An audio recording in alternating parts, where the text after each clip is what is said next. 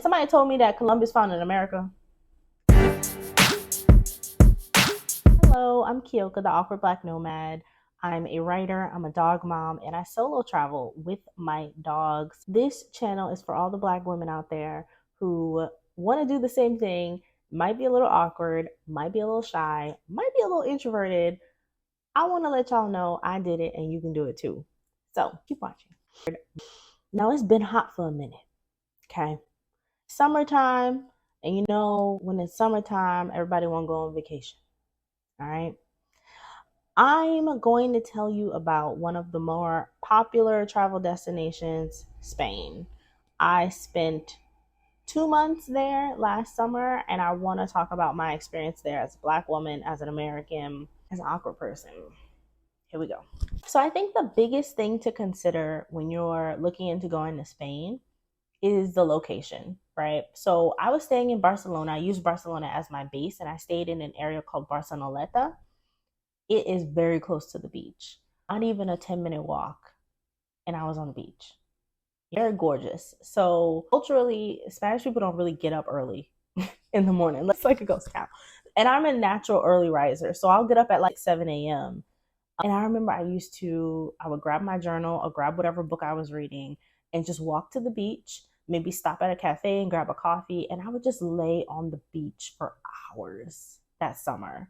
I would lay on the beach until maybe 10 a.m. And then that's when the people started to come. So that's when I left. And it was just so peaceful and relaxing. And I loved that part. I loved just laying out on the beach, spending half my morning on the beach was amazing. In hindsight, I think because I'm a dog owner, it wasn't the best location for my dogs at all. When I was planning my trip, I'm sad to say I wasn't thinking about them dogs. I wasn't thinking about them dogs. I was thinking about I'm gonna be in Barcelona for my birthday. I was turning 30 that year, June 14th. You know, I accept gifts, I accept happy birthday messages. It's still, as far as I'm concerned, it's still my birthday. June 14th is my birthday. It's still my birthday. I was thinking, okay, I'm gonna be on the beach. I want the experience. I was leaving London and it was like cold and frigid, and I was like, I don't want to deal with bad weather. I'm gonna just hang out and be outside. So yeah, when I was thinking about that, I didn't consider my animals at all. So that was a bad idea. The area was very noisy, very touristy. Just it wasn't really hospitable to dog owners, I would say. Like there was a park nearby and it was a pretty short walk to the park as well. Like again, like a probably less than 10-minute walk to the park. But getting there was like going through a war zone, right? Because there's certain cultural things that like as a dog owner, my dogs don't really like bikes. Everybody is on a bike or a scooter, right? So literally we walk out the front door and there's bikes and scooters everywhere. They're triggered, right? Um, there's a lot of off leash dogs. My dogs get freaked out by off leash dogs. They're like, "Whoa, what are you coming up to me like that for?" There's just a lot of things to take into consideration. I remember there was one morning, it was like 8 a.m., and there was some kind of festival going on right outside of our window. And so you're thinking, I mean, I guess like if I was a single person and I was just solo traveling by myself, it would be like, oh, okay, cool. We go see what's going on downstairs at 8 a.m. But for me, as a dog owner whose dogs are like freaking out, you see, there's people down there. You see, that's where the noise is coming from. Yeah, you see that? You know, like, okay. I'm thinking we have to get out of here. I ended up taking them away because there were like horns. There was like a band. I don't know what was going on. It was crazy. Dogs were shook. I was shook as well. I was like, it's early in the morning. Y'all turned up. That's another thing. They be turned up. So Barcelona is probably a little bit too extroverted for me. That's another thing. The people like to be outside. I don't really like to be outside. I mean, within reason, right?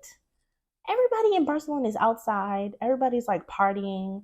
Again, I think it depends on the area. So I was like very close to the Gothic Quarter, which is like, it's beautiful. It's like one of those sort of like historic parts of the city. And then you can go on to another part and you can see all like museums. So literally, it's like Ben and Jerry's, McDonald's, Five Guys, big ass castle, just right across the street.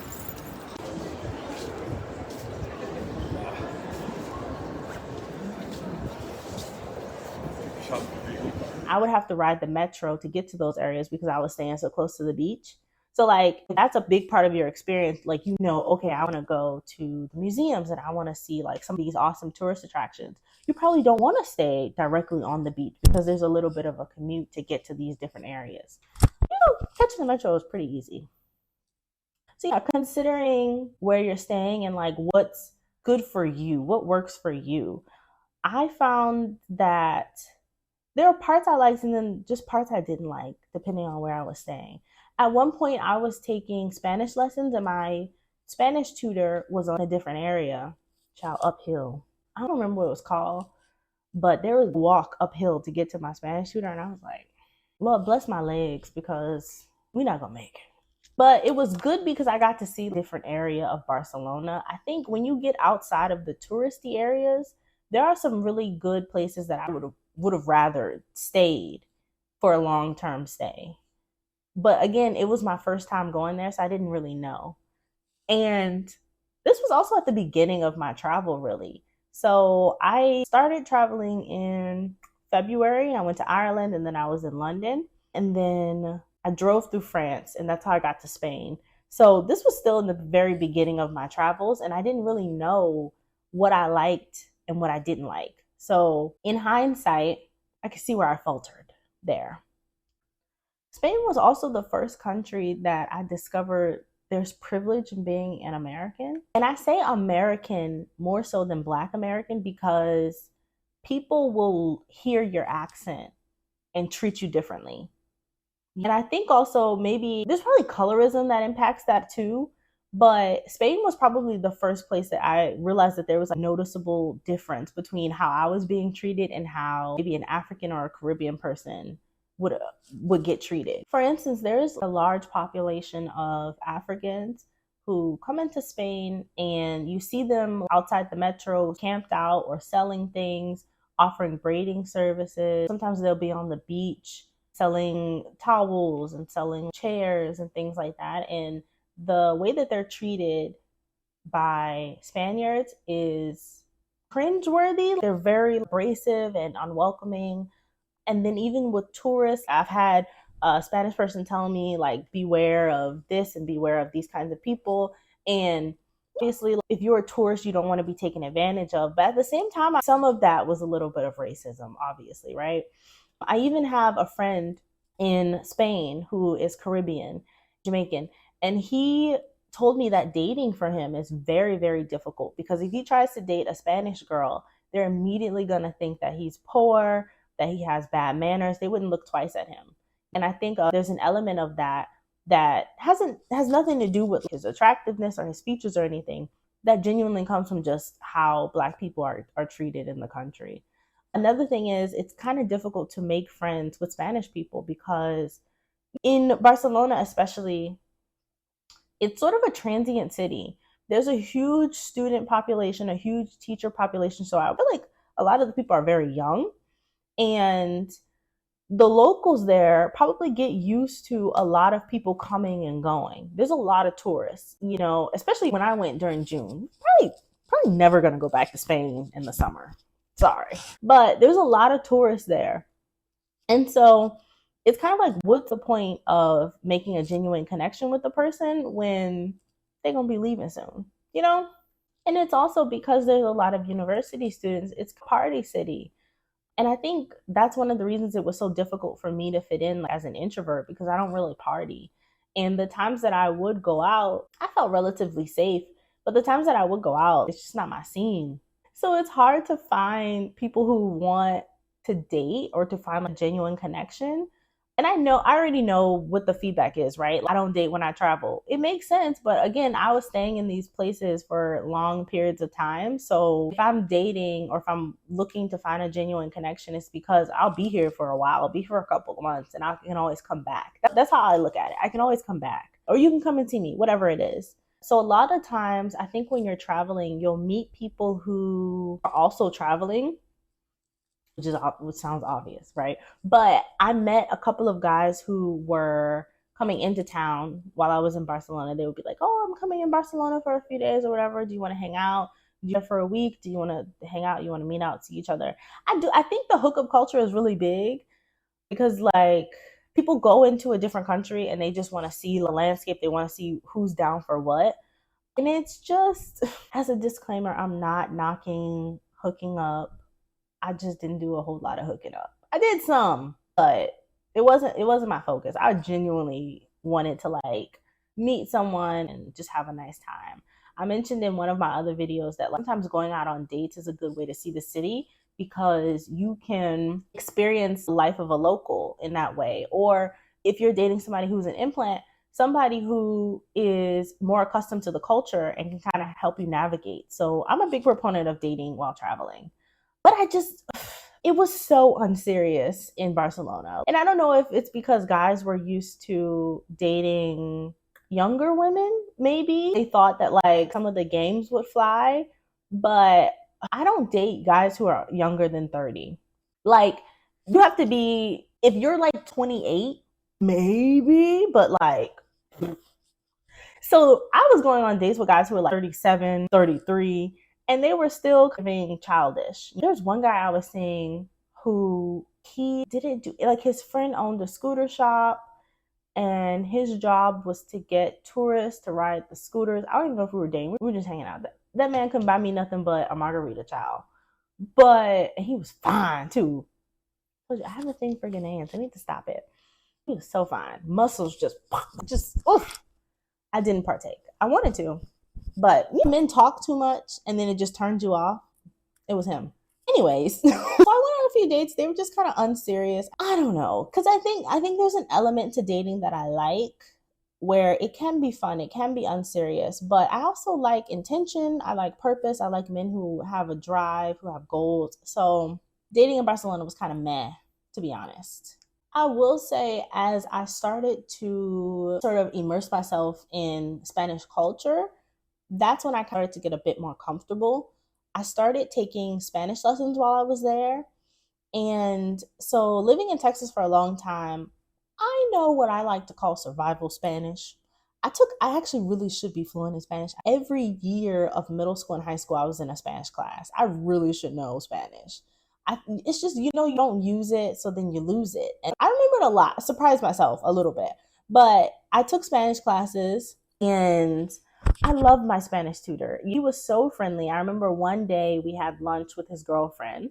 They prepared, it was so cute. They prepared like a little charcuterie board and they gave me drinks and it was just nice. He invited me to his birthday party. So I think Spanish people can be welcoming, but I think they have to see you sort of put in an effort to embrace their culture and also like to get to know them on like personal level. Do you know what I mean? So if you're staying there long term, it is worth making connections with the people there, stepping out of your comfort zone a bit, stepping away from expats, and fully trying to make friends with people who live in Spain. I'll say this again. I think a lot of my opinion about Spain comes from my experience in Barcelona. It was not the same experience when I went to Valencia. It was not the same experience when I went to Madrid. I think it's another one of those places where it depends on the time you go and it depends on the people that you surround yourself with, you know? Like I can't walk through and be like, oh, these people are racist, everybody's racist. I mean, everybody's racist. We black people in this world. But there's nuances, right? There's nuances. And the racial disparities that we experience in the US are vastly different than what I experience in Europe. And another thing, actually navigating the streets of Barcelona was pretty easy for me. So, like, learning how to take the metro. I know a lot of countries kind of peddle the tourist card. Oh, if you want to ride the subway while you're here, get this visitor card or whatever it is. Like a lot of different places do that. Spain does that. But I looked up how to travel as a local. I was going to be there for 2 months and it didn't make sense financially to get the visitor card or whatever it's called. So I ended up getting the T Casual and it allows you 10 trips on one ticket. And I use that like a local. I use that as if I was going to go to work or go to class or something. And that ended up being more economical than the visitor pass or trying to figure it out on my own. Another thing is the metro stations have English. So it might be a little intimidating to navigate transportation when you're in a foreign country. But a lot of the stations will have English on the keypad when you go to the little ticket booth, whatever they call it, like little ticket dispenser things. Another thing is a lot of people spoke English. A lot of people spoke English, a lot of people didn't, which is why I always say learn. You don't have to learn the whole language, but you should be able to know some like key phrases to help you get around. At least learn a greeting, learn how to ask if they know English, and then, don't be afraid to break out your translator app, right? Whatever you use. But I was surprised, like taking the metro, taking the bus in Spain was actually really, really easy as a solo traveler. And I also got around to do the touristy things on my list. So, as I've mentioned a few times on this channel, I was a super planner. I'm still a super planner. And I planned out my itinerary months in advance. I knew how to get around, I knew what I wanted to see. I did in some of the corny touristy things. Like I took a Segway tour around the city when I first got there. A lot of people do the hop on, hop off thing. The problem is I get sleepy on that bus. I don't know what it is. Maybe I'm just too childish to do the hop on, hop off. But I get so tired. I tried to do that. Diamond, the gallivanting grandma, told me to do that. She takes the hop on, hop off bus. She goes around the city one time. Then she goes around just to see. And then the second time, she decides where she wants to get off and then explores that area.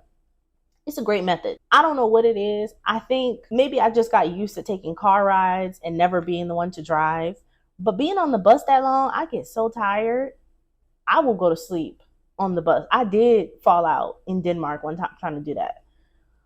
So for me, I just need a snapshot. I took a Segway tour and that was really nice. I took a Segway tour down the Gothic Quarter. We went to the beach. I took some cool pictures. I'll try to put them up. I don't know if they're cool. I'm wearing my caftan from Morocco and I had a nice time. The little helmet messed me up, but it was fun. I also took a day trip to Montserrat. I went on a hike. I saw a monastery. It's beautiful. Spain is really, really beautiful. I would go back to Spain and just experience different cities. And I feel like every city in Spain has a little bit of a different culture. So if you're going to Spain, I would say keep an open mind and then just sort of immerse yourself and embrace the culture there. As an introvert, it's not very high on my list. I would have to go during a time where there's not a lot of people.